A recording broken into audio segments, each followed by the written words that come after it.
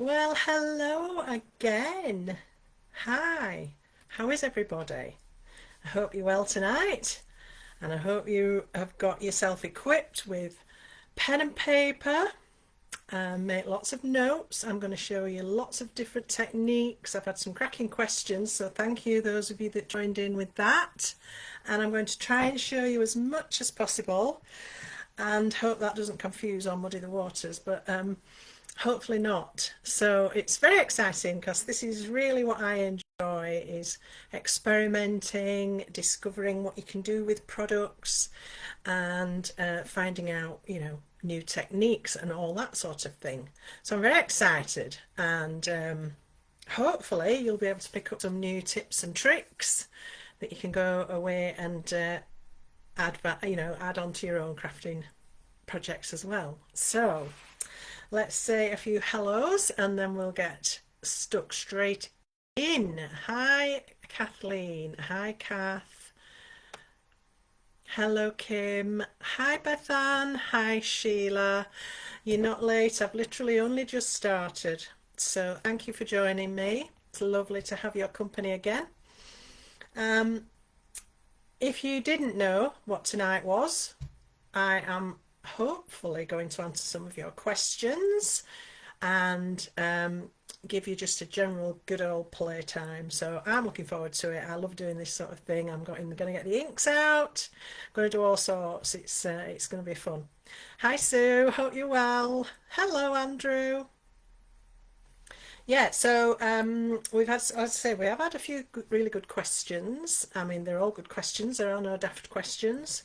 If it's something that you really want to know, then you really want to know. And so we're here to help if we can. So, hi Portia. Hello. I hope that's Jamie, is it? Hi, before I say hi, Jamie.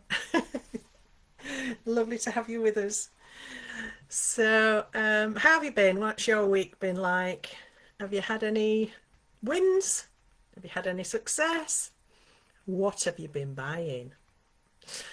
I know we've got lots to tempt you with. We've got some brilliant new collections. Have any of you been playing with your Windows collection and have you had success with that? I loved that collection.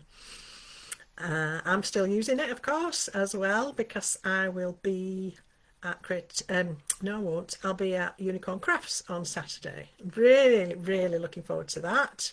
It's only across the hills from me, so um, not a huge road trip, but it's still lovely to be out and about. And I've had a chat with the ladies over there, and they're very excited. So all we need now is people. So if you are in the Sheffield area on Saturday, please drop into Unicorn Crafts and come and say hello. There will be some special offers on the day, and you get me as well. So win-win. Hi Wendy, hope you're well. Yeah, so that's me on Saturday, but of course at the same time our very own lovely Jamie is going to be on Hobby Maker with a brand new reveal, a new collection. Of course you've all had a sneaky peek, so that's going on to Hobby Maker. I think it's 1 and 5, his show times. So if you can tune in for that, if you're not in Sheffield, then do that and just have a look at the masses of inspiration that Jamie is going to bring you. I think this one is going to be a massive success. It's a very popular topic. Everybody loves it. All the design team loved it. I loved it. So yeah, I think it's going to be a goodie. Hi Sandra. Hi Kim. So let's get going, shall we? So one of the questions I was asked was to refresh your memories as to how to emboss with dies. So that's the first one I'm going to start with. I can't remember who asked the question, I'm sorry. I hope the person is here. If you are, please say hello. Otherwise, you're going to miss the answer to your own question. Hi, Alison. I hope you're okay. Right, so embossing with dies. What is it? How do we do it? Why do we do it? Well, it means that our dies have a whole new lease of life, because you don't always have to cut the pattern from the cardstock. You can actually emboss. You can use your dies like an embossing folder. So let me switch my cameras and I'll show you how to do it. Okay, just let me grab my die cutting machine. So obviously you need a die cutting machine. Mine's a biggie. Mine's the Spellbinders Platinum. And I'm going to try and do it on camera. So it's awkward because I don't have a lot of space. Oh, hi Kim. Oh, brilliant. So die cutting machines obviously vary tremendously. I can't give you definitives for every machine, but the principle for every machine is going to be the same. Hi Sharon, looking forward to seeing you too. Hello Carol. Hi, all the way from Texas. Howdy. Lovely to have your company.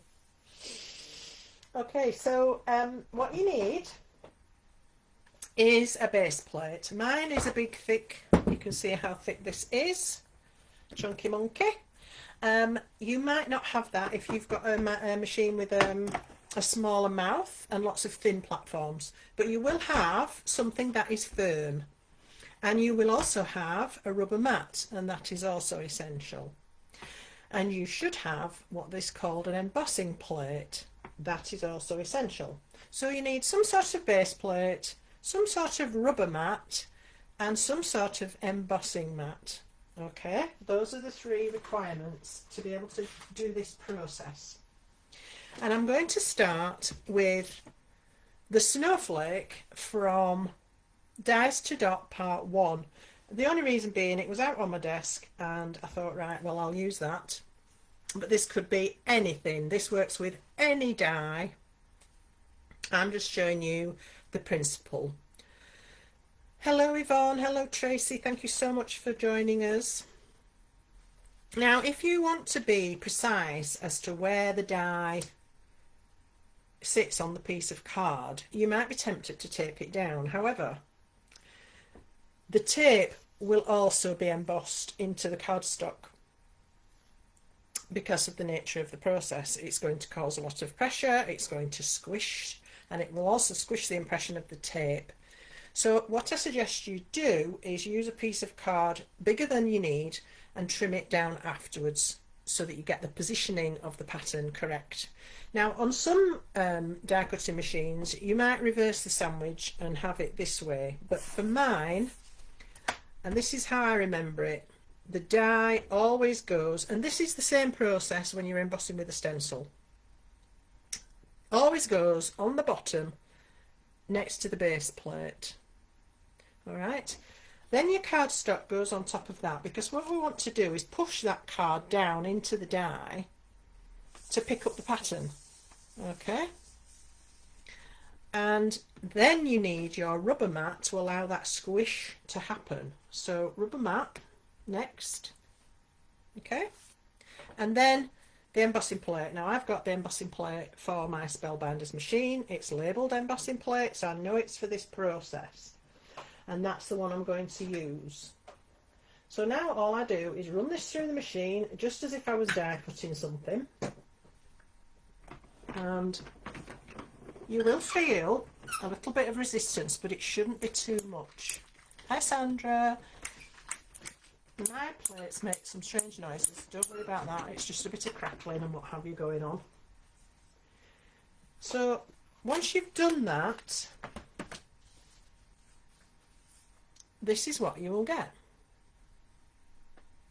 So it's embossed the pattern of the snowflake into the card. It's not cut through, it can't cut through unless it's facing a hard cutting plate. It needs the hard surface for the die to cut against, and it can't do that if that's not there. And if it's against the rubber mat, then it can't cut against that. Now you might find it marks your rubber mat, but it won't cut it, or it shouldn't cut it. If it does cut it, then I would say your pressure's too high, and you need to reduce that somehow by reducing your platform and your sandwich. So that's just one thing to notice, but you might find it cuts the odd bit but this isn't cut at all anywhere, and it's a deep dye. There are some deep parts to it, but it's not cut any of it. So there you go, beautiful embossed snowflake. And then you could die cut that into a circle, and you could put some lovely shimmery ink over it, or it may be that you'd like to colour your card first and then do this, and then perhaps ink over that to create a two-tone effect. I mean, once you've got this technique fixed in your head, then you can run with it and you can do all sorts of beautiful things with it. So let me show you that again with a different die. So remember, we need something hard, our platform or a firm plate, depending what you have provided with your machine. Then your die is going to go on the base plate. Spot the new die. This is Jamie's rose border die that you will be able to purchase on Saturday on Hobbymaker. Whoop, whoop. And then the cardstock goes, so the die is facing up, the cutting surface of the die is facing up, the back of the die is flat against the base plate. Okay, that's really important. Whatever you do, don't put it down like facing the base plate, because it will mark it, it will cut into it, and then you've wrecked your base plate. So cutting surface facing up, cardstock on top of that. Okay, and perhaps I'd decide I want to make a DL card and I just want a border down the side. I can choose then to position my card so it's just on the edge, or as I say, until you're confident with this, you probably want to work with a piece of card bigger than you want, and then you can cut it down to whatever you need afterwards. Then your rubber mat, remember the rubber mat is there to push the card, squidgy, squidgy, squidgy, push down into the die. The only hard plate on top is the embossing plate, and it is not next to the die. The rubber mat must be facing the die. So you've got die, card, rubber mat, and then embossing plate, which is different from a cutting plate. And you will get a little bit of resistance, don't worry. If it really, really, really won't go through, then you need to adjust something. And I would suggest that that would be, the only thing you can really adjust is going to be your embossing plate. So if that's too thick, you could add a couple of sheets of grey board or a sheet of chipboard, something like that, and use that instead. There are ways to do it. Also, my embossing plate is getting a bit wrecked. It's cracked and it's bent, but that's because I do this technique quite a lot. Alright, so let's have a look at how this border looks now embossed into that card. Isn't that stunning? And now we could ink over that, add some gems to it, do some sort of colouring technique on it. Isn't it lovely? And it's just as effective as if you were to cut with the die, but it's different. Now this one has actually cut a little bit through some of the pattern. I don't know if you can see, but there are some little cut marks. That doesn't bother me because they're not going to fall out. It's not cut right through. But if that does bother you, one way to avoid that is to actually do two pieces of card at the same time, and then use the one that was furthest away from the die, because that will still be embossed, but it won't have these cut marks if that happens. And this is just one of those things. It's not precise science because it's not what the die is designed to do. So this is just something I've discovered that works, and sometimes you'll get varied results. So it depends how thick the metal is of your die, depends how sharp the cutting edges are, depends how detailed the die is. There are lots of reasons why it might not work. Also, how thick is your cardstock? I mean, this is Jamie's 300 GSM Polar White, so it's a very thick cardstock. If you're using a thinner cardstock, you might find it cuts through. Now what I would suggest you do is have a go straight away before you forget again. And don't worry, you can't break anything. The worst that's going to happen is you're going to cut through your cardstock by mistake. But just remember, hard base plate, die with its back to the base plate and the cutting surface away from the base plate. Then your cardstock. I'll do the other side of this, and then your rubber mat, which is what's going to give the squish value, and press that card down into the die. Same principle when we emboss with stencils. And then the embossing plate. And then you run that through. Sorry about the creaky noises, that's my plates that are a bit worse for wear. And then there we go, we've got that beautiful border both sides of this panel, and we could use it that way and put a sentiment along the middle. It would be nice as well to score a line just to finish that off, and then put your sentiment across the middle, or some ribbon. That would be really pretty, wouldn't it? But as I say, this one has cut a little bit into that cardstock, so you just have to experiment and be prepared that not everyone is going to work. Okay, because it's not fixed science.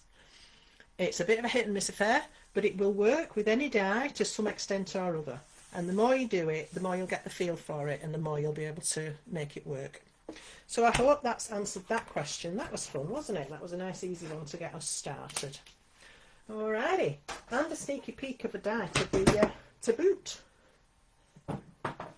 Hope that was alright, Jamie. Oh, we've already had the sneaky peek, haven't we, so... Right, let me move that monster. Next question came from Rosie. Now, I'm not sure if Rosie's with us tonight. She hasn't said hello yet. Are you there, Rosie? If you are, please say hello. If not, I might delay doing this one. Somebody else asked me how to tie bows, or to remind you how I tie my bows, because as you know, there's 26 million different ways of tying a bow. I know about 3 of them. However, I will show you how I generally go about it. So obviously you need some ribbon, and there are lots of different sorts of ribbon, and again, the technique I use might not work for every single ribbon, because different ribbons have more slip, they have better pull up, they have different fabrics. Satin ribbon is notoriously difficult because it's very slippery.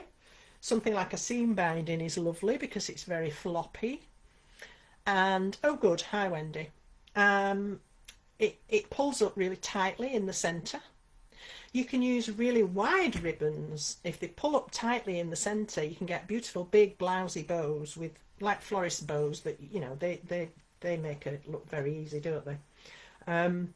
But the way I like to do my bows is to tie a bow like a shoelace. Alright, so let me get under the camera, that would be helpful, wouldn't it? I'm just putting my lights on, hang on. Right, so I'll do it in the red, it's a bit clearer. Just create an offset loop, so it's like you loop the cut end down the string of ribbon and then just twist it.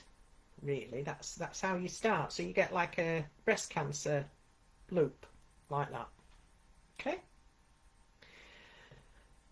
so the short end is over the long end, then you take the long end and you wrap it round the middle, and you keep, well, I keep my thumb in that, so I keep it loose. Try when you're making this bow to not twist the ribbon at every step. The flatter you keep your ribbon, the better your bow shape will be. Push your finger into the long tail and make a loop that can go through that middle loop that you created. And what you get is a very loose bow. And this is often what I see people use. This bow that's not pulled up tight, it looks quite misshapen in a way. And I always say that the way a bow looks is not how you tie it, it's how you shape it afterwards. So once you get to this point, this is not the finished article, and when I see them like this, I'm like, oh, why didn't you just pull it tight in the middle?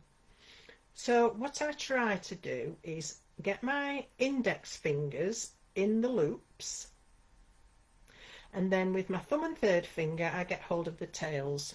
Can you see? So I've got thumb and third finger on the tails and 4 fingers in the loops, and then you can pull up and down on these tails, until you get them where you want them, till you get the loops the size you want and you get the tails. Doing it this way, I always get my tails coming off the bottom of the bow.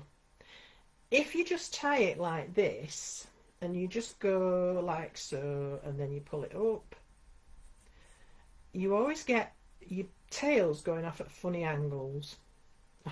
Sod's law, that worked, but this loop is twisted. Whereas when you do it this way, so let me just retie that, leave myself enough length round the centre, push that loop through the middle. I think most of us can get to that point, can't we? I think it's afterwards people have a struggle because they can't get the bow to look nice. So fingers through the loops, get hold of the tails, and then you start to adjust, pull left and right, and as I'm doing that I'm also pulling the ears away from each other. So it's getting really tight in the middle. Can you see how that's a lovely tight centre to that bow? But it's still got movement in it. It's not knotted up yet. So it depends how big you want your bow to be, but once you get to that point and you're happy with it, then just pull the ears and you've got a really lovely bow. You can still tweak the tails if you don't like them coming so low, you want them a bit further, you can still pull them and shape them, and then you trim your ends either on a point or a chevron depending what you like.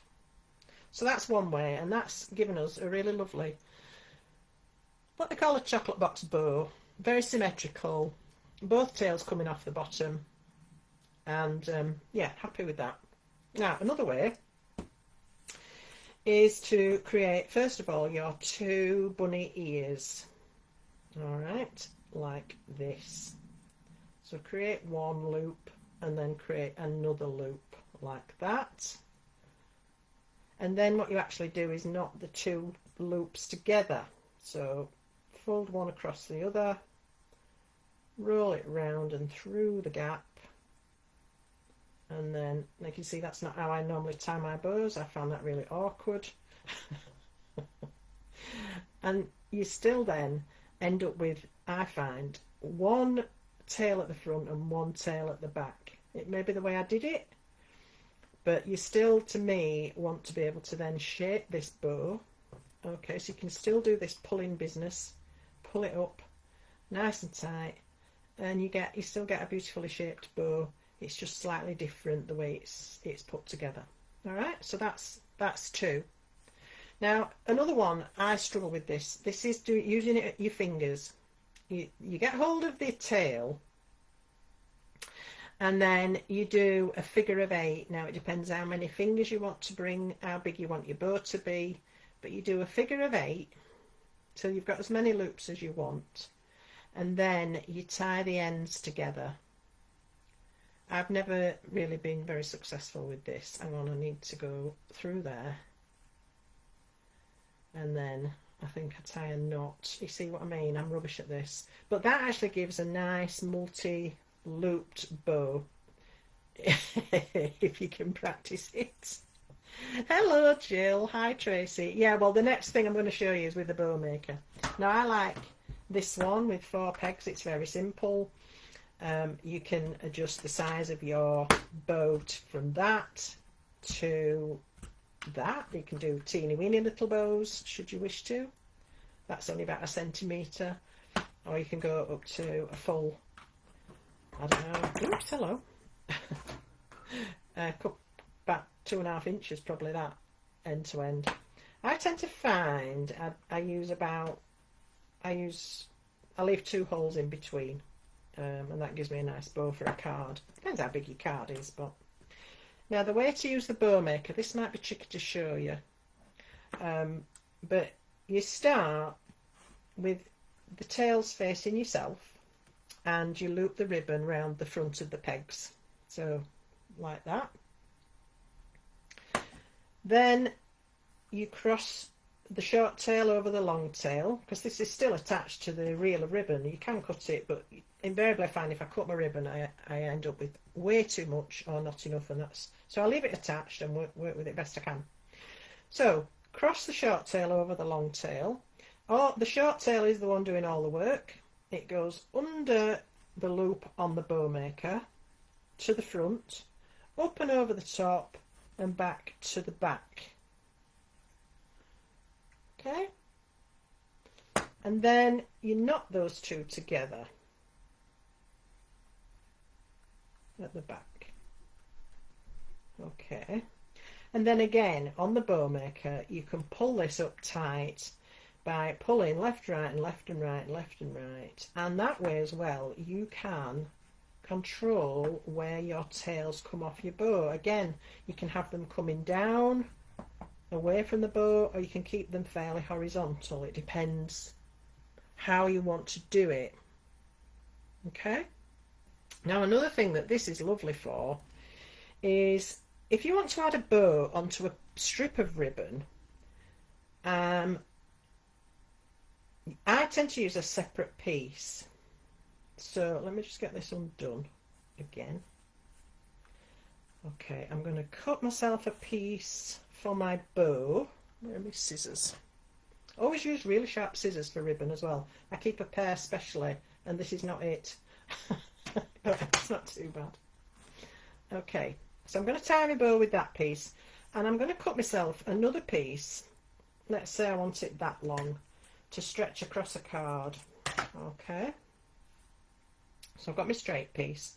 I'm going to tie my bow, so one end over the other. Whichever end goes on the top is the end you always work with, to go underneath and to the front, and then up and over and back to the back. Then start to make your knot, but don't pull it up tight. So you've got this loop here now. You see you've got a gap, and then what you can do is feed this piece through that gap like so. Then go back to the procedure of wiggle, wiggle, wiggle, left, right, pulling up the bow nice and tight. And if you want your tails lower down, pull them downwards. If you don't, then keep them fairly horizontal, depending where you want them. Okay, like so. Then when you take that off the bow maker, what you're left with is a bow which is on a piece of ribbon. So you've got the tails there, that's the original two tails of the bow. But you can, if you want, use this as the tails and this as your band. It doesn't really matter, but I find it sits better if I do that. So by using the tails to go across the card, and the plain piece I put through the gap to make the tails, it sits better. So then, if we go back to this, we can stretch that across the card, depending which pieces you want to use. Okay, obviously this isn't long enough to tie the ends around the sides and fix them on the back, and then you can adjust the tails, but then you've got a proper bow on a band of ribbon. Does that make sense? So that's a really nice way. I like to use that a lot when I'm dressing a card with a piece of ribbon. Alright, so I hope that's helped, and again, you need to go away and practice, because you'll have forgotten. Next time you think about it, you'll be like, what did she say? How do I do that? So do go away and practice, and just have fun. That's what it's all about, isn't it? You might discover something new. So there we are. Tying a bow. Hope that's helped. Hope that might have sorted out any slight glitches perhaps you were having. Okay. Next, reverse stamping. These were questions I was asked last time. I was supposed to be doing. Oh, you're welcome, Wendy. Good. I'm glad you like it. When I was supposed to be doing Playtime and the Gremlins got us, these were some of the questions I had then. So I can't remember, I'm sorry, who asked me for this. I'm terrible, but I had it written down and then I've lost my bit of paper, you know, like you do. So this was somebody who wanted to know how to do reverse stamping. She knew how to do it but wasn't getting good results. Well, again, it's one of those techniques that isn't foolproof. and you do sort of have to be prepared sometimes to make do with a less than perfect result. So the stamping platform is really great for this technique. So I'm going to take out the foam pad, because I have one that's adjustable. So the foam pad is in when you're using clear stamps, you take the foam pad out for rubber stamps. And I'm going to put back in my stamping block, and I'm going to make sure that my platform still closes, because that's quite a thick stamping block. But it sits beautifully in the corner, so I know it's perfectly situated. And I'm going to use Rodney, simply because this was something I'd already done, and so it was fresh in my mind as to how it was going to work. So I'm going to put Rodney facing the block, and I'm going to pick him up on the lid, and then I'm going to use VersaFine Clair. Now, I've tried all sorts of inks for this technique, and you need an ink that's going to dry relatively slowly, but that is going to be stable on a shiny surface like this could be a piece of acetate. You can do it on acetate as well. So I tried archival ink. It works brilliantly for stamping on the block, but it dries too fast because it's designed to dry quickly on shiny surfaces. So I couldn't get the imprint off the block. I found the best ink for this technique is your VersaFine Clair. This is a pigment ink, so it's more slow drying, and as we know, it gives beautifully crisp images. It's an oil-based pigment ink, so it's permanent when dry. So if you want to then watercolour your image in, you can do. You can with archival as well, but that, as we've said, that has its issues. So what you first of all need to do is ink up your stamp, and again, this could be any stamp, works with absolutely any stamp. And this is brilliant if you've got say flowers and leaves and you've only got left and right. Obviously we don't have that problem with Jamie's products because he gives us left and right, but sometimes you might want an opposing stamp for whatever reason. So ink up your stamp, and then gently press that, because you don't want to press too hard and end up with very, very thick lines on this stamp. Okay, so press that firmly, and now we've got a beautiful image of our little Rodney on that block. There's a little bit there that I'm not happy with, so I'm just going to redo it and add a little bit more ink. It's never going to be as perfect as the stamp the right way around, because it's like doing a second generation stamp.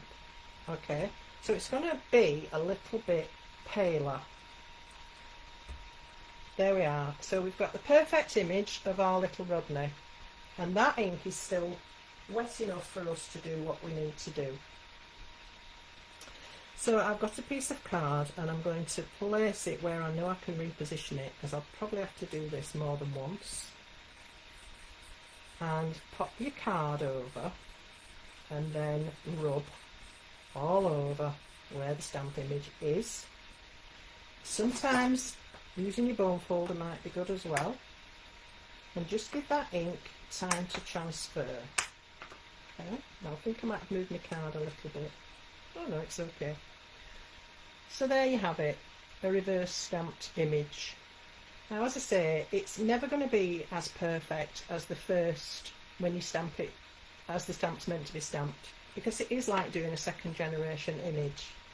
So as long as you've got your positioning correct, and I think I did move my card, so this might go in the wrong place, but you'll get the idea.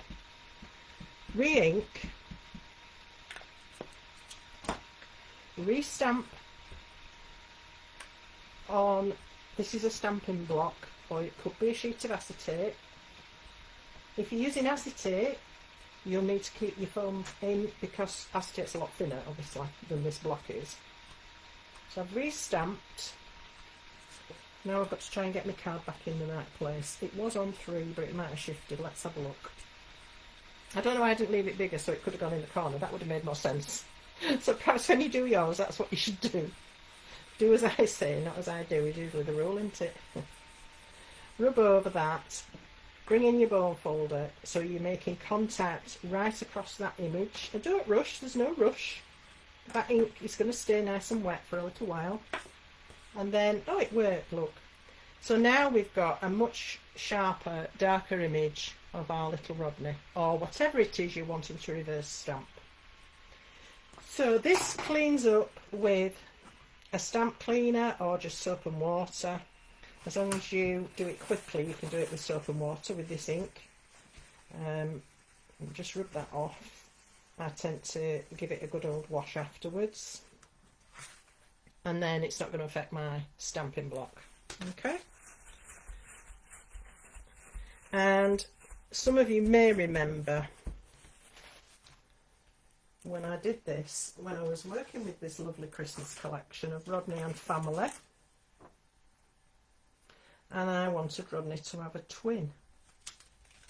So I worked out how to reverse stamp, and I cut myself two lovely little Rodneys, coloured them in, and that's why you might want to do reverse stamping.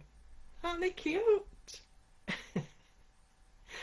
So there you go, something else to have a play with. Hopefully you'll have success. It is doable with the right bits of equipment, but as I say, it's not a perfect scenario. Sometimes these techniques aren't, and that's sometimes just the way it is. But you can get it as good as possible by using those little tips and tricks. I first learned how to do this using a sheet of blank rubber and stamp on the rubber and then take the print off the rubber, and that worked really well. So you can't buy sheets of blank rubber, I don't think, anymore. You used to be able to buy blank stamps, or they called them blank stamps. They weren't stamps, obviously, they were blank pieces of rubber. But we do now get rubber mats with our machines, and they will work, but it will stain your mat. So you need to clean your mat, otherwise it could imprint on the next thing you use your mat with. So that's just another little point to note. Okay, so how are we doing? I have lost my list. That's really good, isn't it? Not. Hang on. There we go. So we've done embossing with dies, we've done reverse stamping, we've done tying with bows. Next thing I'd like to look at is Rosie. Is Rosie with us? We still haven't heard from Rosie, have we? I'll do it anyway because I'm sure she'll be watching the live back if she's not able to be with us right now. Now Rosie's question was, going back to when I was using Sue's fishing collection, and I'd used a method to colour some cardstock and then cut out my fish, and Rosie couldn't remember how I'd done this. How had I got the multicoloured fish? Hi Kim, you've tried acetate, find it sticks. It can do, but as long as you've got it held down, try taping it down. The stamping block doesn't stick at all because it's fair. It's got a good bit of weight to it. But yeah, just try taping your acetate down so it can't lift. But acetate is notoriously difficult for that. Anyway, back to the fish. So yeah, so I'd done these, and I'd made a piece of card, and then I cut my fish. Can you see how the fish are multicoloured? And it was just really easy, and Rosie couldn't remember how I'd done it, so I'm going to do a quick recap on that for you. All it is a piece of card, and I've got this in my spray booth. Let me just get these pieces of paper out. I always do this in a box because no matter how good you are, it gets everywhere. And I'm going to mist my card lightly on both sides, just so it stays flat. This is smooth white, 300 GSM polar white.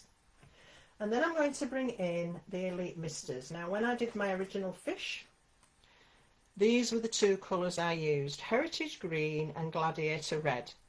and depending how much water you add will depend how strong the colour is on or weak the colour is. So if you want it really strong, less water. If you don't want it quite so strong, just add more water. Okay, so I'm going to add some green, and it doesn't have to be a massive amount. And I find these sprays dry really quickly, they're lovely. And then a little bit of red. And I think because I was wanting brown, I think the idea in my head was I wanted brown, and red and green, as you know, make brown. But I actually got a really nice result as well. So it's quite dark. Can add a little bit of water to get them to mingle a little bit. Now I find with Jamie's misters on plain card, they grab really fast. Sorry, breathed it in. So they don't move quite so much. They move a lot more on watercolour card, but that was the result I got. It dries softer than it looks while it's wet, and then I could go ahead and cut all my lovely little fish, and you can see them in there, multicolours, all out of one sheet, so you don't have to do anything hard. And all I did to some of them after I'd cut them was add some wax on top. But now we've got the pearl micas. I didn't have these at the time, so I'm thinking I could add some pearl mica. I might stick with green actually. I was going to put gold on, but I might stick with green. So this is the sage pearl. You can use your gel plate, Kim, but it tends to hang on to the ink. That's the point of a gel plate, isn't it? It's got that kind of sticky surface that holds the ink. But you can do it, but I don't think you've got such a great result. But try it, definitely try it. Depends exactly what you're wanting to achieve, doesn't it? Right, so this is the sage pearl, and I'm just going to mist this now, so that before I've even dried it and cut it, it'll have that beautiful shimmer that fish have. So there we go. And just let that dry, and then oh, excuse me, when it's dry you can die cut whatever you want out of it. Might be flowers, might be leaves. I often do this if I know I've got a lot of flowers to cut and I want them to have a bit of variation. I'll make myself a sheet like this, and then not in red and green like that necessarily, but you know, nice pale colours, and then die cut from it. And every flower's different then when you do it that way. It's a great technique for getting a bit of variety in your die cuts. Okay, so that's that one. That's how I got the fish. So I hope Rosie catches up with this, and yeah, hope she gets lots of fish cut. Okay, so moving on to inks. I was asked what to do with the inks and how to use the pastes. We're moving on to Crafty Concoctions now. So how to use the pastes without stencils, because lots of inspiration was shared using lots of stencils, and I was asked how can you use the pastes without stencils. Well, I'm happy to report you can use them in lots of ways. They're very exciting to work with. So I'm going to try to show you that. Let me just find the correct bits and pieces that I need, and then I can hopefully show you. So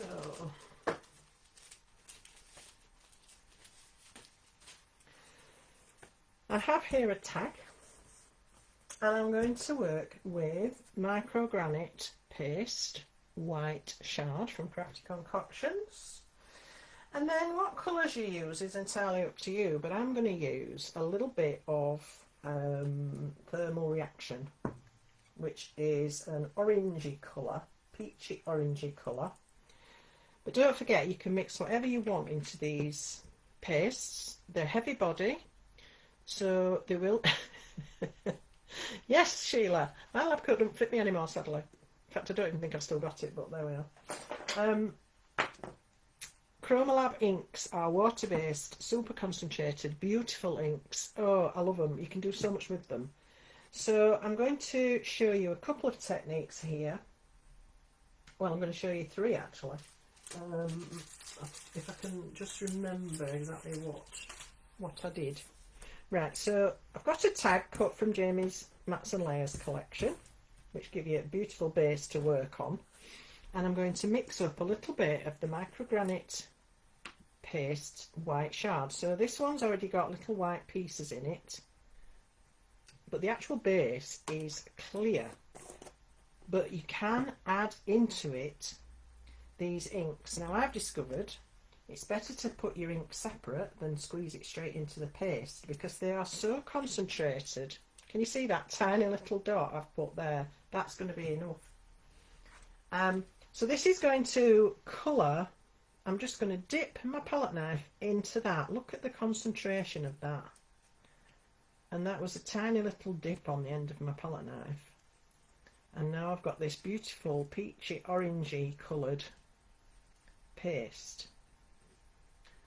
But it's going to be still translucent with that ink and that base together. So I want it to be opaque. So to do that, I'm going to add the Catalyst White, which is an opaque white ink. And I'm going to just mix this as I go. So I'm going to add a drop and I'm going to mix that in. And then if I like that, that's fine. If I don't, if it's still too strong, I can add some more white. And if it goes too pale, I can go back and add a little bit more of the orange. So this is fun. It's playing. Don't panic about it. You're not going to break anything. It's not going to take any harm. I think that's very pale. So I'm just going to take the tiniest bit of this and just strengthen it a tiny bit. And you need so little. Honestly, these bottles of ink are going to last you a long time. Right, I'm just still going to add a touch more. And then if you like what you've made, don't forget that there are recipe cards available in the Crafty Concoctions collection, and it's really helpful to be able to write down, I wish I had, what you did. And it's very easy to clean up off your mat as well. It's all cleanable with water. Okay, so there we go. Happy with that. So I'm just going to clean my palette knife, because all of this stuff will set if you don't clean it up straight away. Then I'm going to bring in a brush. Now I suggest you use an oldish brush. I've got a big flat one here. It's a bit splayed, but that's okay. And I'm going to paint this paste onto my tag. Okay, I want a kind of rustic, dragged kind of look. So I'm just going to start to paint this on to the tag.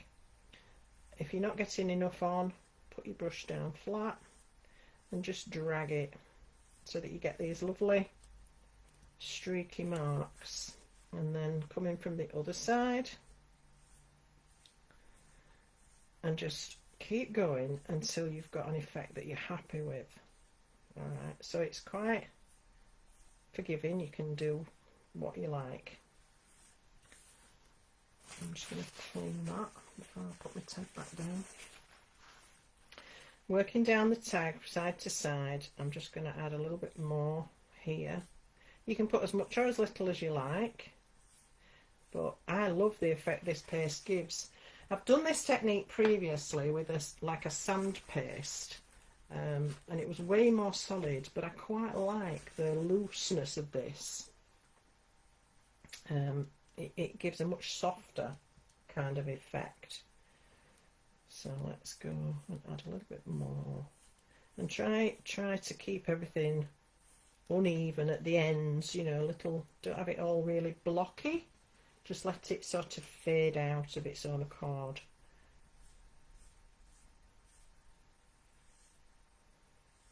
So we'll just keep going till we've got some nice texture down. Okay. Bit more up there.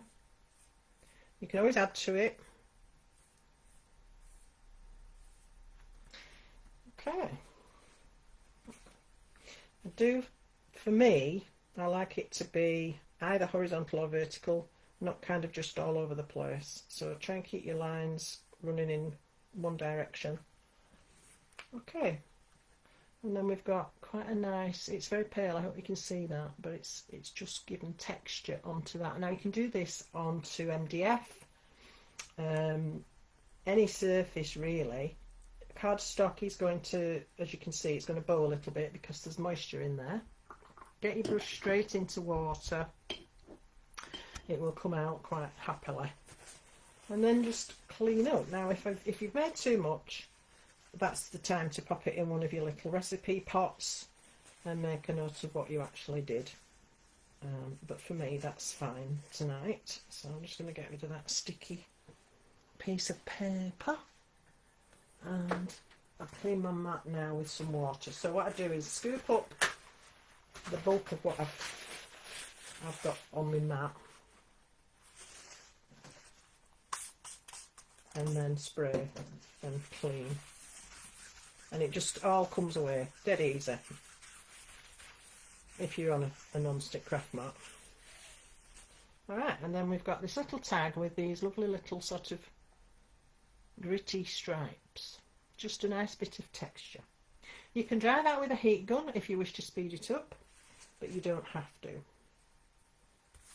Now something else you can do is to actually apply the paste with a palette knife, or you can actually apply it with a brayer, and I like to do both. So I'm going to do the same thing, but I'm going to make a stronger colour. Alright, I could have used what was there, couldn't I? Let's change the colour though.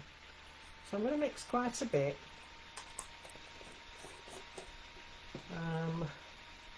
What shall we do?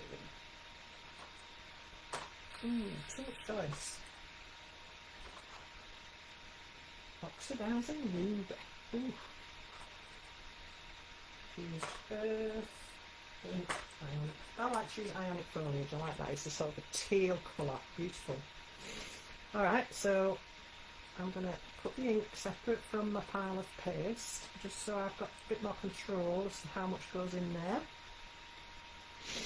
Pick up a tiny bit and mix that into the paste. I'm still using the white shard paste, same paste. Well, that's a nice seaside colour, isn't it? Love that. Okay. I've got a bit of a tail there. Let's move away. There we go. And then I'm going to add a little bit of white into this so that it's opaque. So same process. Just use a different coloured ink. That's all. And I've just used one. You can use multiple colours. Make your own mixtures. That's the beauty of Crafty Concoctions, that you design your own mixed media products. It's a fabulous collection. I absolutely love it. I'm really in my element. Now I want to make that a little bit stronger because the white has really made it pastel.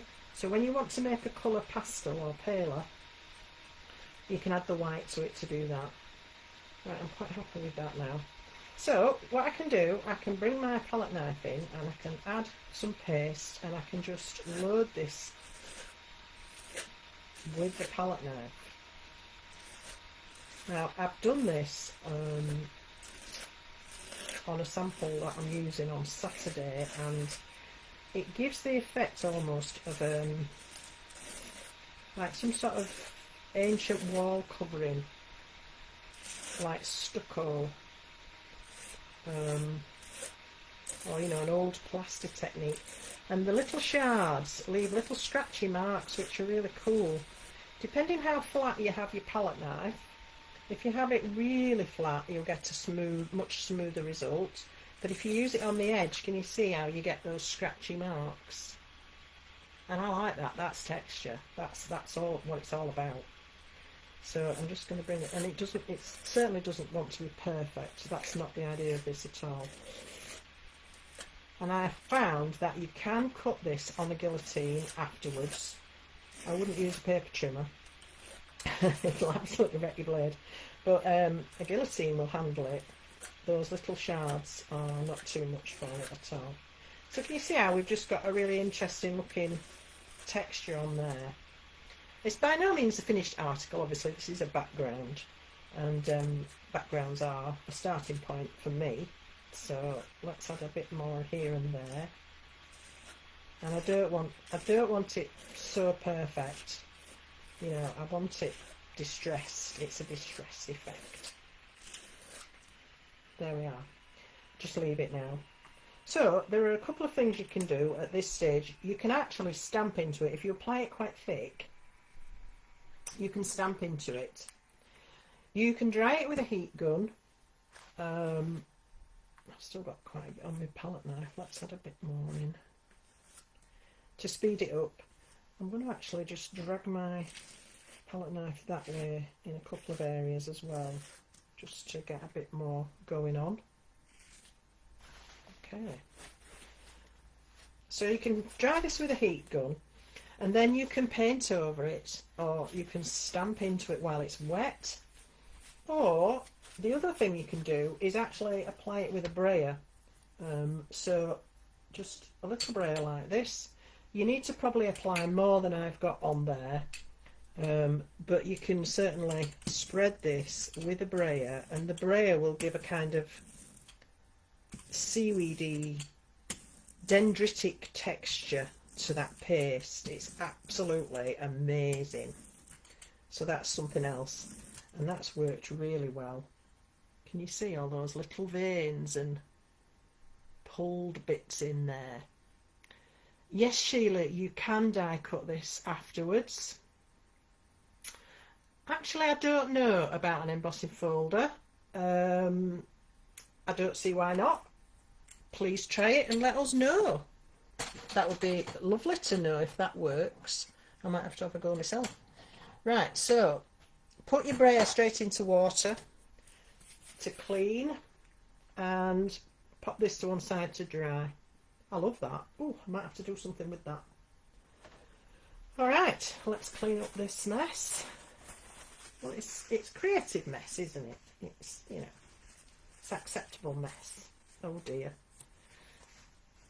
I always end up with it on my hands, but I don't mind. It washes off with soap and water. Absolutely fine. Till you get it up your nails.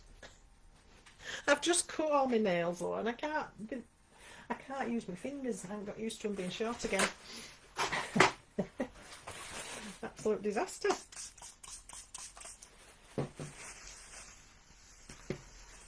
Right, so there we go, all done.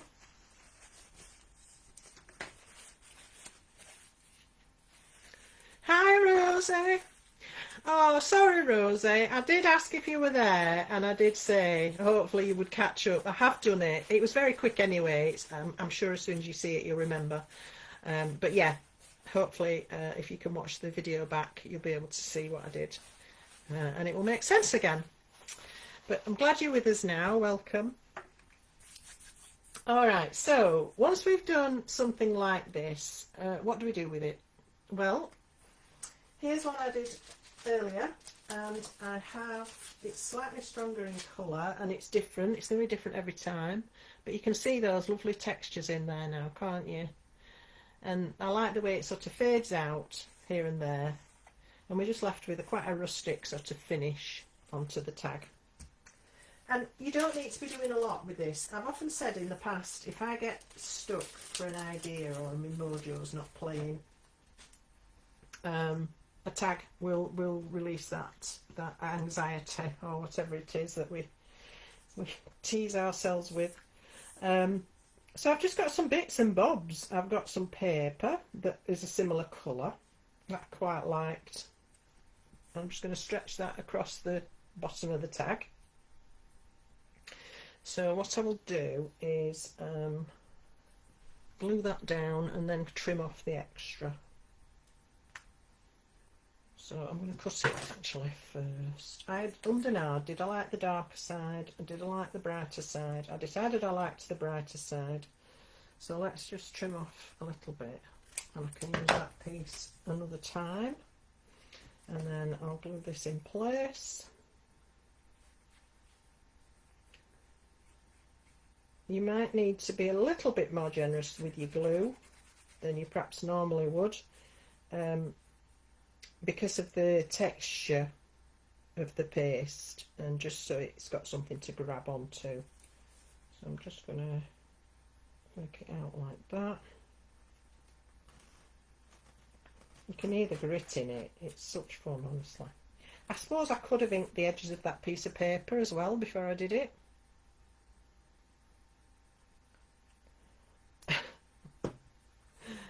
Well, that's interesting, Catherine. I'll take your word for it. So we'll just let that dry. And I'm also, while that's drying, I'm going to tuck this little bit of foliage underneath there. I should have done that first, shouldn't I? There we go. So the bit of green and orange are really good bed mates. They're opposites on the colour wheel, and they work really well together. So that little bit of green breaks up all that orange monotony, doesn't it? Alright, so let's just secure that in a couple of other spots.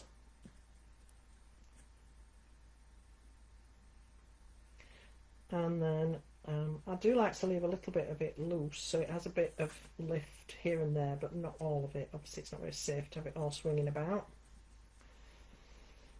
Okay, it will take a little bit longer to dry as well on top of the paste, because the paste kind of when it dries, it's got like a sealed surface, so it takes a wee bit longer to dry. Right, let's get the excess removed. Okay.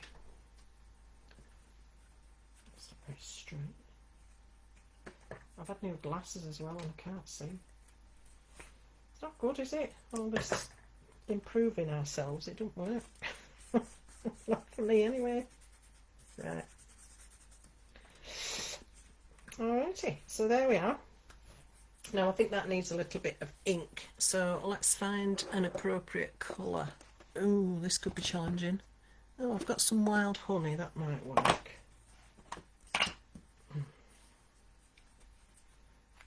You can ink over this paste, even, you know, once it's dried. You can still ink it, and you can change the shade of it, which is fabulous. Because a lot of pastes, once they dry, are resistant to that. I'm sorry, you can't even see what I'm doing, can you? I'm just swiping some distress ink around the edges of this tag and explaining that you can recolour some of this if you want to. So, like the piece I did with the brayer, I'll show you a piece in a minute that I've done already. You can change, if you don't like it afterwards or you want to add some more colour to it, you can do. Alright, so there we've got a little tag. Okay, it's coming together nicely. And then I found some nice little bits of frou-frou, bits of fluff, ribbon, interesting things. And I found this bit which has got orange and green in it. I thought, oh, that's lovely. And I thought, shall I put a bit across there? Could do, couldn't I? We'll see. We'll see. Things develop, don't they, as you go? And I'm going to show you how I do when I've got fibres like this that it's not easy to knot, and you certainly can't tie a bow. I just loop them through, put one end through, and then I use the ribbon to tie that together. I've also got this one. I'm thinking I might use that one actually. It's thinner. So just literally put that underneath and tie a knot around those fibres, so there's no bows required. Still fiddly, dear me. Right, so make a loop, pull them up, and then tie that knot. There we go. So you've still got your lovely fibres, and then you've got a piece going across as well. Just trim the ends off that.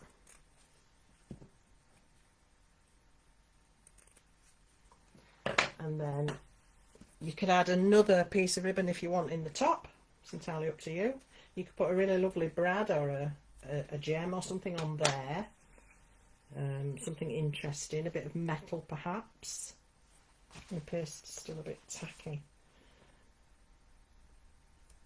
And then I think that'd be nice running across there. There, yes.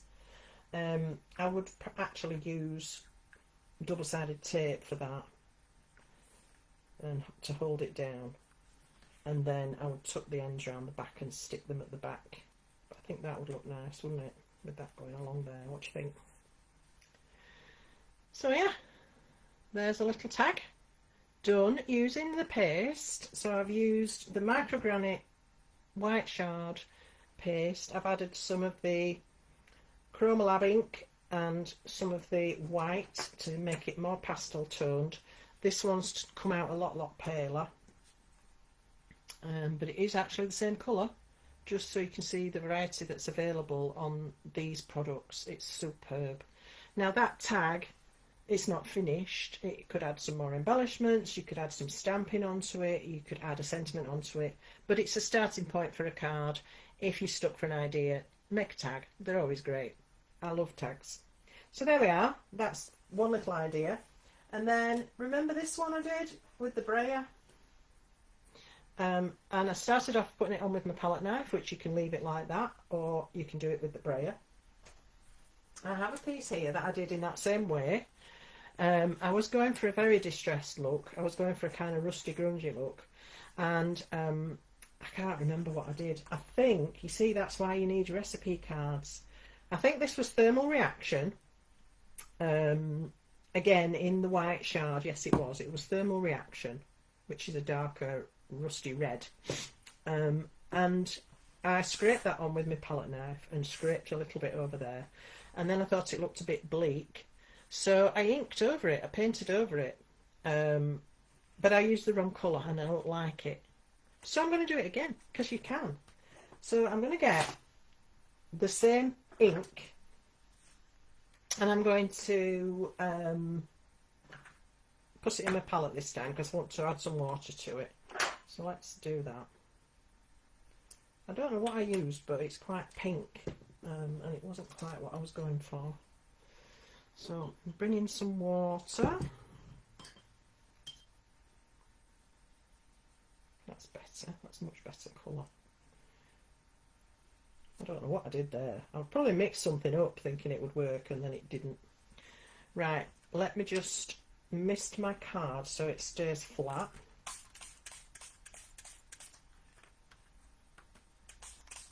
Don't forget, these inks are water reactive, so even when they dry they might start to move a little bit, and that's cool. Right, so I'm just going, that's better, that's a much better colour. And you'll notice that I can paint right over that paste.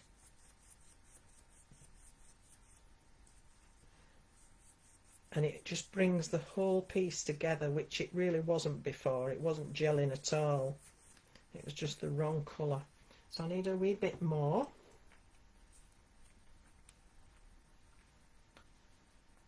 Sharon, how rude. You're forgiven. I'm sure you've got lots going on.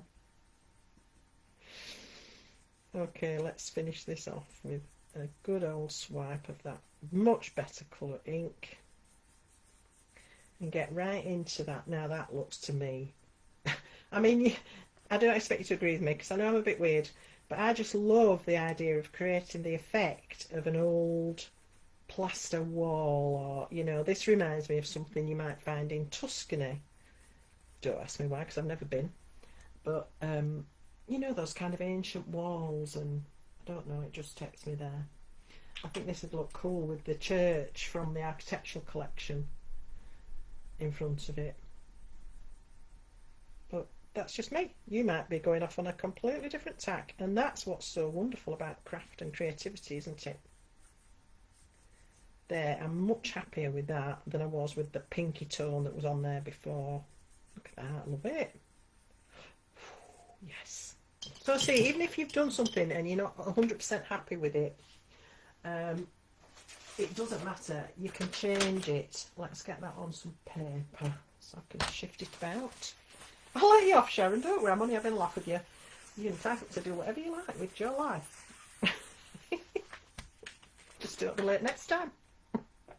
There we go, that's much nicer than it was before. My vision is to sort of have it that way up. It looks it looks like an old farmyard building wall. Perhaps that's why I like it, it's where I grew up. But there we are. And I don't know what I'm going to do with it. Don't matter, does it? I've got a background. I could die cut something out of that. I could stamp on top of it. Bear in mind, if you're going to stamp on top of something that's very textural, you're not going to get a perfect impression. But it's not that kind of thing, is it really, anyway? So that's okay as far as I'm concerned. Alright, so that's a couple of different ways of how to use the pastes without using a stencil. Yes, Sheila, thank you. That's kind of where I was going. Yes. I think with a lot of the things we do, it's about creating the illusion, isn't it? Obviously not the accurate thing, but just that illusion that gives that suggestion so it can take somebody there. Yeah, nice. I'll tell you what, it'd be nice with... Do you remember that collection Francoise did with all the cacti? They'd be lovely on a background like that, wouldn't they? Also with Shabby Chic, Sharon, you're correct. It would be perfect with that. Alright, so let me show you a couple of other examples. Now these were the ones that I did originally. I was saying to you, I did it with a sand paste. And I've done that swiping motion. It's not half as textural as the Crafty Concoctions is, but it's a very similar tag. But I've used a stamp instead of a die cut. I've still got the paper and I've got some bits and bobs embellishing it that way. The background on this one was applied with a brayer. So you can see those lovely kind of seaweedy, dendritic-y strokes that appear. And when you break it up with a plain panel, it doesn't look quite so in your face and quite so heavy. So, you know, don't be panicking if you think, oh my goodness, that's really strong. You can break it up, no problem. And yes, you can die cut it. I've die cut this panel after it's been done. And another little example was this one. And if you have a look here, you'll be able to see where I've stamped into that paste. So ink up your stamp. When your paste's wet, press your stamp into it. And then get your stamp straight into water with a little nail brush and clean it immediately. But that's a really cool technique as well. And again, this is that striation technique done. And then some ink put in the blank areas just to pull it all together. So there you go. I hope that's got your juices flowing a little bit more. And what next? Well, something else I was asked about was using the inks in different ways, and also the pastes. So these were some of the things I did when I was talking to myself, because the gremlins had got in and none of you knew I was doing it, so that was just fantastic. So I started off by showing you different ways of using these inks. Now this is watercolour card. Watercolour card holds the water. Thank you, Sharon, that's very kind. Yes, paste on the jelly plate are great. I would not recommend this on a jelly plate because it's got sharp bits in it and it'll damage your jelly plate surface. So as long as the paste you're using are smooth, that's fine. So yeah, so watercolour card will allow the inks to float about a lot longer, and you get these lovely patchy movement areas in the ink. So that's just one colour over very wet card, painted on like you saw me do, just side to side and then left, and then it moves about and it dries into all these interesting shapes. Gorgeous. Now again, it's a background. You can stamp on top of that, stencil on top of it, die cut from it, whatever you want to do. Okay, not a finished result. Now this was one I did. This was a comparison. So I did two pieces. This is smooth white. This is 300 GSM polar white. This is watercolour. Treated them both exactly the same and did kind of a sunset idea wash. And then look at the difference. This is the smooth card. This is the watercolour card. Look how seamless that blend is, how smooth and velvety it is. This one is streaky and patchy. I don't mind it, I like it, but it's because a smooth card is going to grab that ink a lot faster than a watercolour card is. So you get a different effect. It's still blended between the colours, but I had to work a little bit harder to get it to do that and add more water.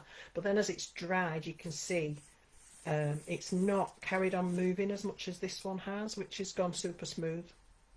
So again, horses for courses, what result do you want to achieve? And these look stunning, stenciled over, stamped over, die cut shapes from, all of the above. So that's another little idea. And then what do you do with a background once you've painted it? Well, here's one I've done, and I did this in the same way I did the orange one. Remember this one?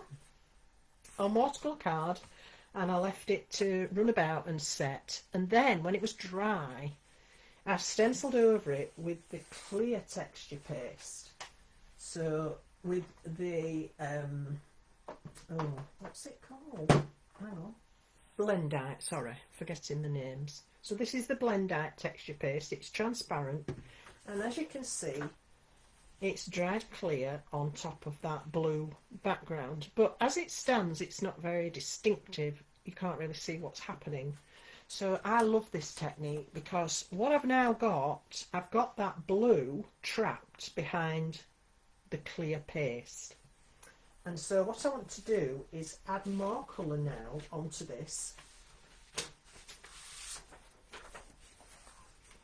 I'm going to choose a darker tone, and I'm going to paint over this whole thing. So I'm going to choose Photon Nightfall, which is that beautiful dark blue. This one was Cobalt Compound. This blue, it's a lovely blue. Let me grab some clean water, just bear with me a sec. And I need another brush. Here we are. Now I don't want this too wet, but I don't want it too strong either, so add a bit of water at a time till you get the consistency you want. Okay, you can just add this on and let it run and do its thing, or you can do what I'm going to do and actually paint it over, and then you get the darker ink surrounding the paste, and you still get that trapped ink underneath the clear paste, so you still see that variegation from underneath. If it's not flowing easily, just add a little bit more water. And it's a resist technique, this, and it's done so that the colours underneath stay as they were, but then you surround them with a darker tone and you get this fabulous contrast. Might have to work it a little bit to get in there, but it's a lovely result. Okay, so you can see I need to add a lot more ink. What did I do with it? Put it away, being all tidy. I think I need a bigger brush as well. I'm going to get my other one. Hopefully all the paste's out of it.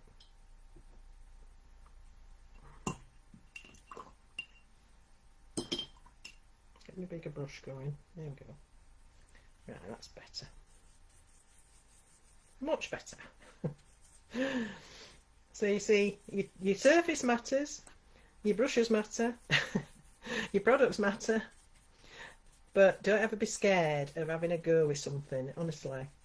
What's the worst that can happen? It's a bitter card at the end of the day and a little bit of time. But if you've learnt something, you can't put a value on that, can you? And I love learning. I love to learn something every day if I can. I've always been a bit of a geek, but that's not a bad thing. So I hope you can see this, and you can see that you could blend more than one colour together. It doesn't have to be just one colour. I just think for clarity of design it works better, but it's up to you. And you could go darker. I've got quite a lot of bubbles going on, which is a bit weird. Okay, and then once you've done that, you can let that dry, and then you buff it,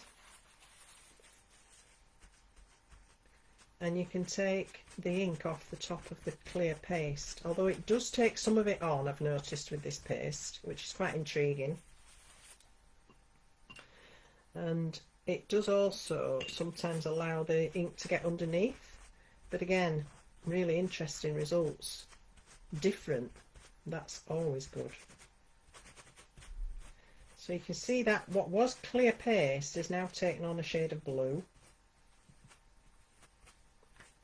And we've still got the colours underneath that we had originally. And now we've got a much more interesting background.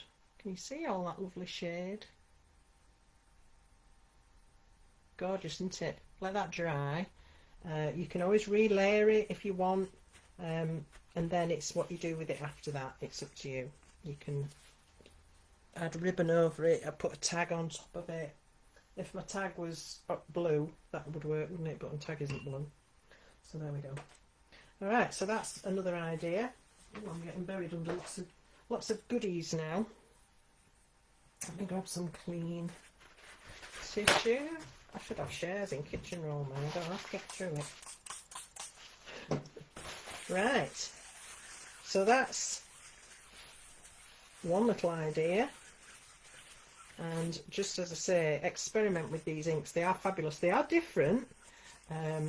It's funny because I've worked with inks for such a long time, and I started on these thinking they were going to behave like as I expected them to, and they really didn't, and that was intriguing. They're super thick and treacly, but you can water them right down. They're just fantastic. It absolutely is quality, and I absolutely love them. But they are slightly different. You just have to work with them and find out what they do. Alright, so what else can I show you? Oh yes, I know. So here I have a couple of pieces that I did using opalite texture paste, which is the one which has the beautiful gold mica shimmer in it. It's absolutely stunning. No, I don't, Sharon. I've used it in embossing folders. That's fun.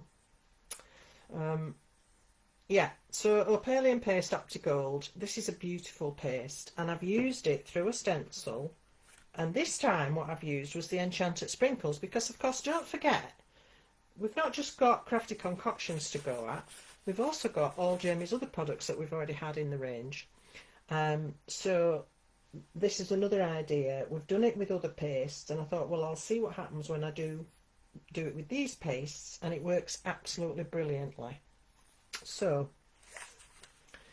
I'm going to do a piece like that. I'm going to do it on watercolour card because it's more stable and it will take more ink without blobbing everywhere. Alright, so I'm just going to work on a piece of paper so I have less clean up really.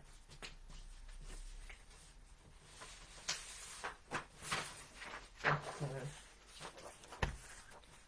And I have got, what shall we use? The butterflies.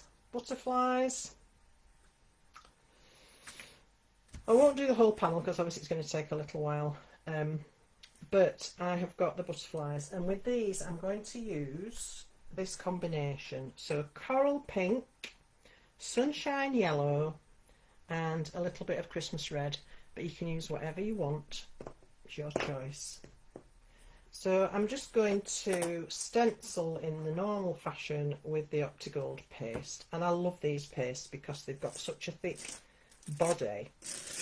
They don't get under your stencil, so some pastes can be a bit loose and they get underneath, and it's really frustrating. But as with any paste, it has a water content. So just be aware that your card underneath will start to bow as it starts to absorb moisture. So once that happens, that can cause your paste to be able to get underneath. So work as quickly as you can. I love the sound of this. You can hear them shards going through. It's just brilliant. And I've no need to tape this down. Once that paste gets a grip on your stencil, it's not going anywhere. Just a little bit more.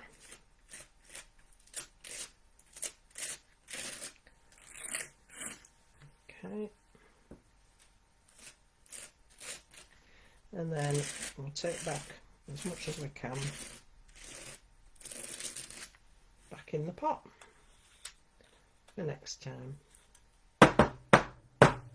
I always recommend wiping the edge of your pot just so it doesn't stick to the lid when you close it. It's worth taking the extra couple of seconds just to do that. Saves you a lot of angst later on. And with any of these products, there's no need to rush and panic. You know, sometimes I think, oh, I've got to work really quickly. No, you don't. You're okay. Right, so let's go in with our coral pink. So these are the enchanted sprinkles. Remember, these are mica and dye powder. So they've got beautiful shimmer. I'm just going to tap these. You don't need much. This is going to go a long way. So a little bit of that will go a very long way. So that's the coral pink. I'm going to bring in sunshine yellow and do the same with that into some other areas.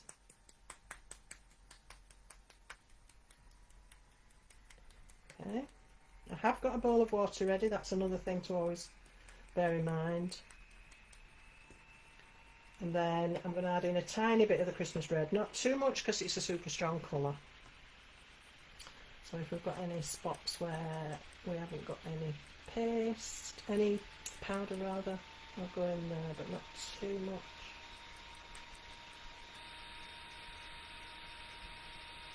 There we go, that's probably more than enough. And then I'm going to put this into my spray box. No, I'm not, because you won't be able to see what I'm doing. I'll risk it for a biscuit. So I'm going to spray this with water and get that paste and powder developing. You can see it already moving. It will move without spraying it with water, but not as much. You'll get much more of a speckled effect. So just take your time and actually watch what's happening. Watch it developing. You can see it start to move. The red's taking over more than I would have liked, but never mind. Ooh. And if you want to make it move a bit more, you can actually take your palette knife and scrape this about. But be aware, the more water you've added, the looser it's going to be, and the more chance of it getting underneath your stencil and everything bleeding. So do just be careful if you want to mess like I do. And then I would leave that normally a little bit longer than I am doing tonight, but let's see what happens. Yeah, it's bled a little bit under, but that's okay. Not too bad. There we go. And that goes straight into water, and it will all lift off quite happily.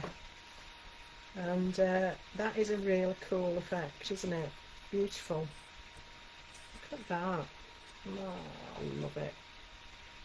And when it dries, it will look like this one. Not quite the same colours, but so you get that beautiful shimmer from the Optigold. Can you look at that?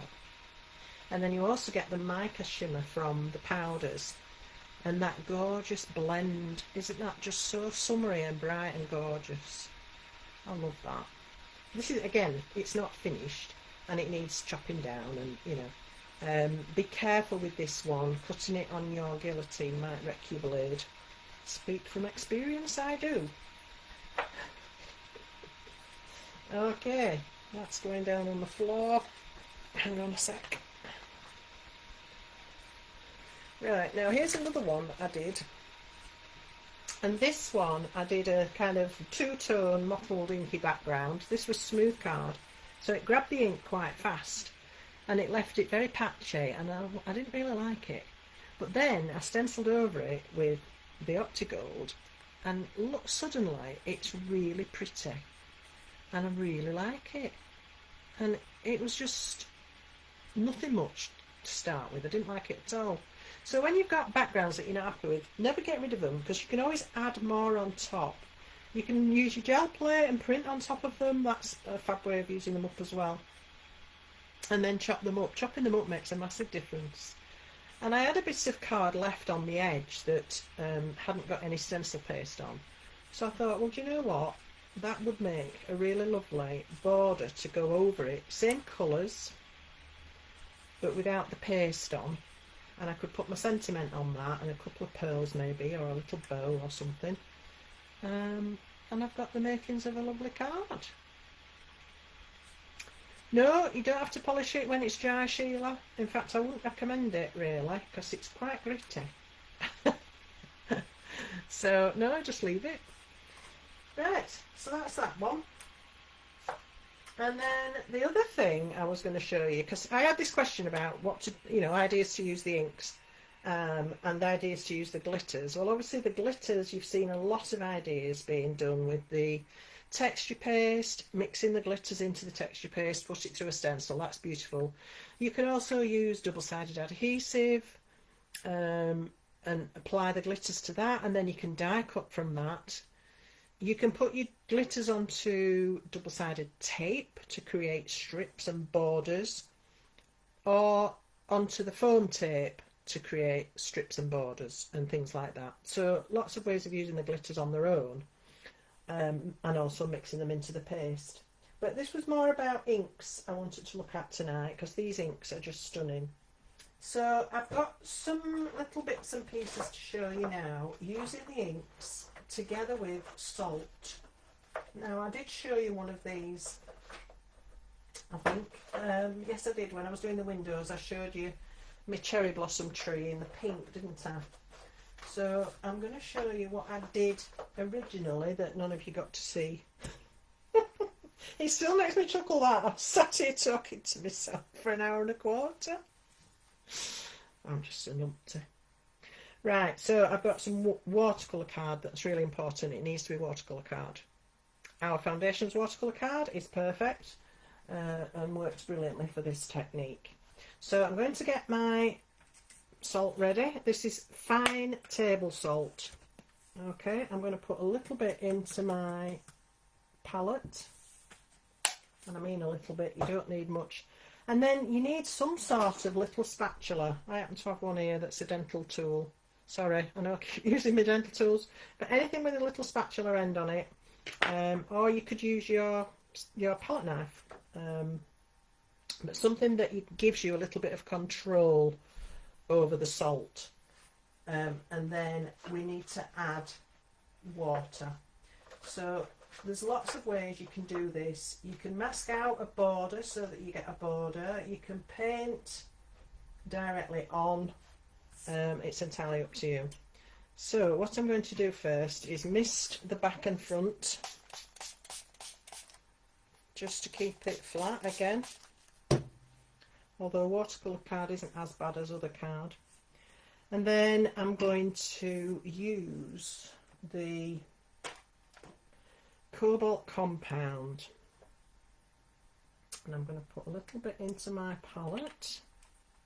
Not very much, you can see that's not very much. And then add some water. Okay, and then I just want to do a swishy kind of sky.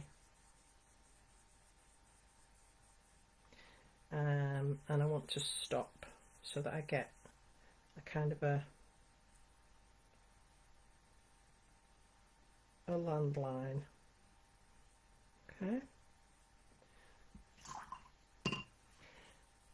Then I'm going to use something to just mark out where I want to put my tree, and I'm going to bring it down into the white bit. I'm going to add the shape of a few branches. This is just to help me position my salt. Okay, so just a few wiggles there. You see that? And then I'm going to bring in the salt, and I'm going to concentrate the salt around that tree. So I'm going to pick a tiny bit up, and I'm just going to tap very gently and sprinkle around my tree. So last time you saw me do this, I just did an all over panel with the pink and then die cut my cherry blossoms from it. But this time I'm trying to be a little bit more specific, and where the salt lands is what I'm hoping will look a little bit like leaves. I know this is probably not botanically accurate, but who cares? I don't know what sort of tree it is, whether it would have leaves in winter, I don't know. There are some that do. It's artistic license. And I'm sticking with that. I'm going to go up a bit higher. Let's have a bit more coming out at the bottom. So it's got, oops, it's a bit far, never mind. And you can see already the salt just sucks up the ink and creates this beautiful effect. Now we just need to let that dry. I'm also going to add a little bit of salt along this bottom edge, hopefully to create a few little shrubs and things down here.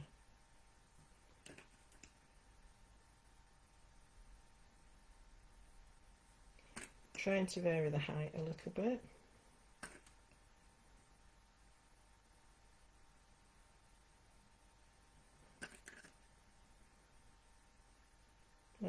As your paint starts to dry, it starts to work less. So it's tricky this, because I can't give you a proper like recipe. It depends, you know, how much water you've got, how wet it is, how much salt you put on it. Too many variables for me to be able to say, yes, this is exactly what you should do.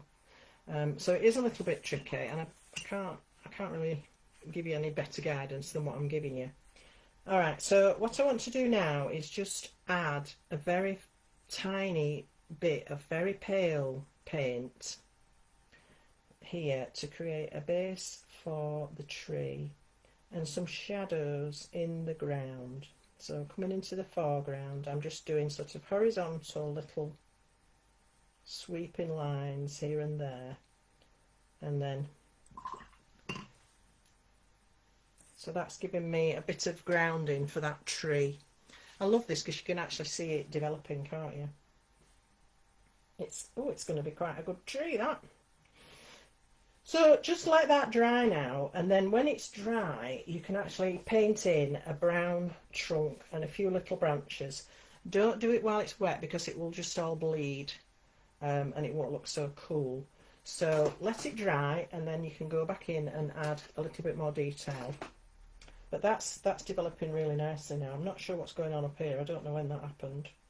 But hey ho, I'm liking my tree. That's coming on nicely. You just have to wait, and it's a killer, because you just want to wait and see what's going to happen. And you can't. You have to wait. Yeah. There we are. Pop that to one side and let that do its thing. Oh, I've got all sorts going on. It's lovely. And it's lovely if you have a session of doing stuff like this. You'll end up with loads of bits and pieces to work with, and hopefully that will spark some ideas, and you won't be like, oh, I don't know what to do, I don't know where to start. You've got a starting point, hopefully, and something that you can work with, and it's really fun. So what I'd like to do is show you some of the pieces I've done with salt using this method. This one wasn't ideal, and a lot of them aren't, but I was trying to do a wreath, and I got it a bit off. If I hadn't got it off centre, it would have been alright. So I did the same thing, blew all over, sprinkled the salt in a little ring, and then when it's dry, you brush all the salt off, and then I just painted on these little blue flowers and some little red dots. I could cut this down to much smaller and then it might look a bit better, but I wasn't 100% with it, but it was my first attempt. Here's one I did in what I've just shown you now, and I've used actually a stamp of a tree after I've done my salt sprinkle. So I did my salt sprinkle first, let it dry, and then stamped in the tree. That's very effective.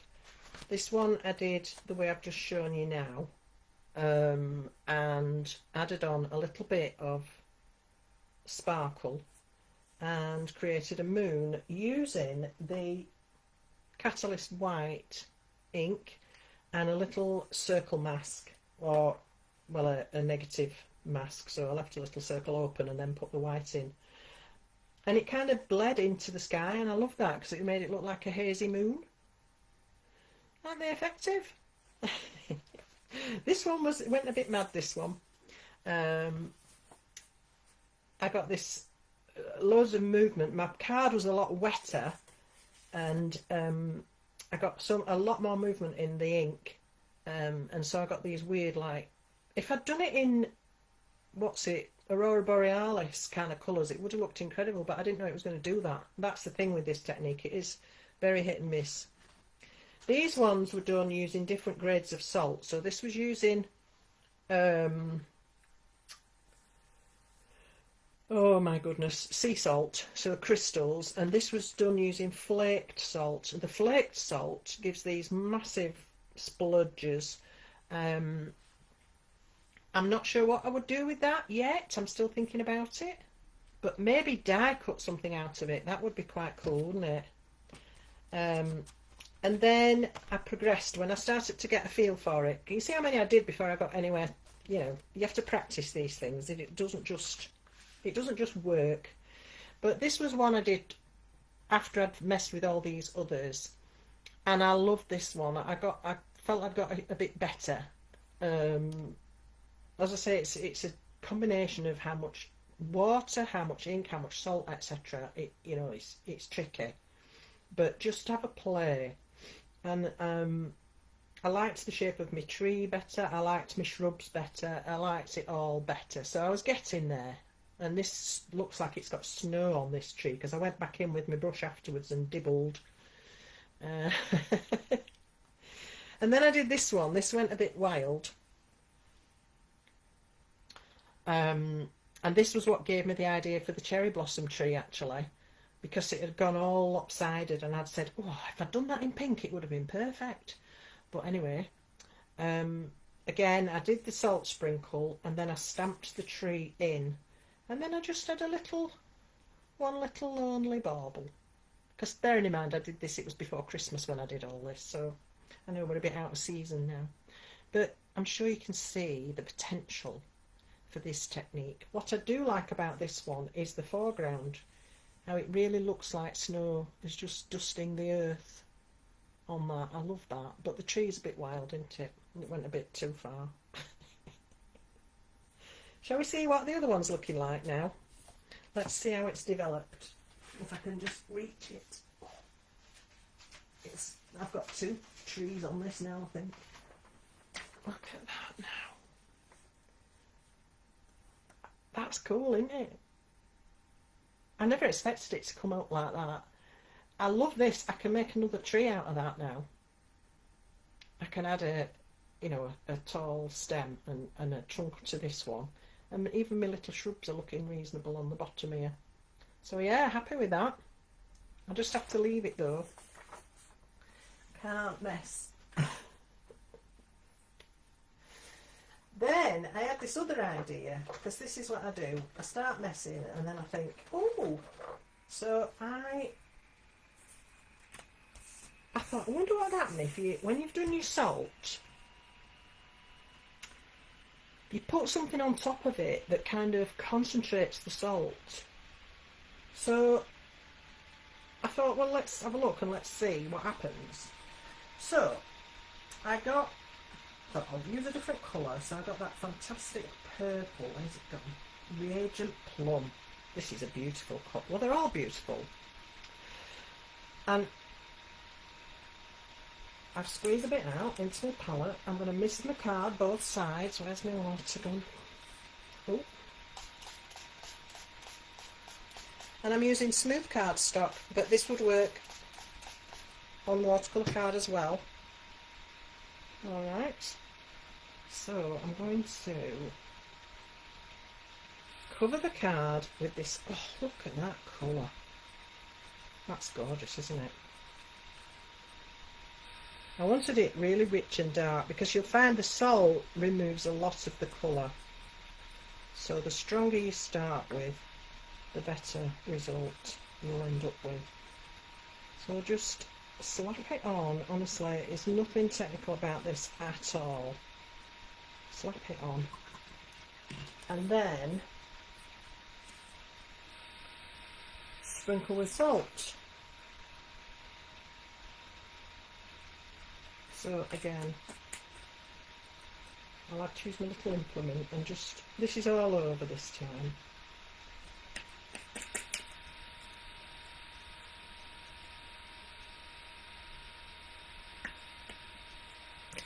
It helps to wet the card first as well because it keeps the card wetter for longer while you're doing this. This is already drying, these inks dry really fast. So the wetter the card initially, the better. And as I say, do experiment with different sizes of salt particle as well because that gives different results. Now I'm tempted almost to give that another little mist. I think I will. But I don't want to dissolve the salt, so. And then what I did, I took my dye. I thought, well, I'll use a dye. So I took my snowflake dye and I popped it on top of this panel. And I just left it. I just left it to dry. And when I came back to it, I've got this amazing pattern on the card. I'm getting there, hang on. Contain yourselves. This is the next step on, so it's not going to look quite as it did, but I came back to this incredible pattern on the card. And then I thought, well, I've got the pattern of the snowflake, so what if I die cut the snowflake as well? So once it was dry, I got that, which I could put a different snowflake back into, perhaps a white sparkly one, and put the gems on. But I also fell in love with what the result was for my snowflake. Just look at that. How the heck could you do that any other way? I just don't know. I absolutely fell in love with this, and I thought, oh, my head was running riot because there are all the other dyes that you could do this with. Yeah, it's just, it could run and run and run. So this was just a what if moment. What if? And I live like that. What if? And I love it because you always get something unexpected. So maybe that's something you might like to try. A bit of salt, a bit of ink and a dye, and just leave it to dry. You can already see this is creating a beautiful pattern. I can't actually remember which salt particle I used for this. I think it was just fine grade, but I don't know. But look at all that incredible movement. It sort of went out from the centre. It was amazing. I couldn't believe it when I came back to it. I was like, oh, wow, it worked. So that we will have to leave, and I'll show you the result next time, because I think that's me done. I think I've answered all the questions that you lovely people posed. I hope those of you that asked have had the answers you wanted. If not, this is something that we're hoping to do once every 4 weeks or every month or so, depending how other things fall. If this is something you like and you'd like to see more of, then let me know. Let Jamie know, and I can keep up with it, and we'll do a playtime once every 4 or 5 weeks, something like that. Hopefully we'll build a catalogue of techniques that you can all utilise in your crafting. Yeah, it is wow, isn't it? I have to confess, I did a wow. When I saw it, I was like, wow, honestly, I'm loving this one. Let me go back. It's still moving, it's still developing. Look, I'm itching to lift that, but I can't. I'll ruin it if I lift it. So well, that's something to come back to another time. All right, so I hope you've enjoyed that. I've had a blast. I love doing stuff like this. Um, any news? What news can I give you? Not a lot. Jamie is on Hobby Maker on Saturday, so that's the day after tomorrow, isn't it? It's Thursday, isn't it? Yes. Um, oh, well done, all of you. Go and have a good play. Yeah. Obviously, you can watch this live back, which is helpful, isn't it? But do remember, it'll only be on the page for a month. So, yeah, make use of it while you can. Yeah, so Jamie's on Hobby Maker on Saturday with his brand new Shabby Chic collection launch. He would be on at 1 and 5, I believe. Or is it 1 and 4? Anyway, it's around that time. The first one's definitely 1. So if you want to tune in and support Jamie, that would be amazing. I will be in Sheffield at Unicorn Crafts doing demos with the Shabby Chic collection. So they're very lucky because they've got it at the same time as the TV. So those are the only two places you'll be able to buy that collection at the moment. Stockist launch will be next Tuesday. So until then, you can't get them. So Monday night's Natter will be Jamie doing stockist launch for the Shabby Chic collection. So join him then as well if you can. I'll be back next Thursday and I've no idea what I'll be doing, but I'll be doing something. So, oh good, it's going onto YouTube. Excellent. So we can teach the world how to play with salt.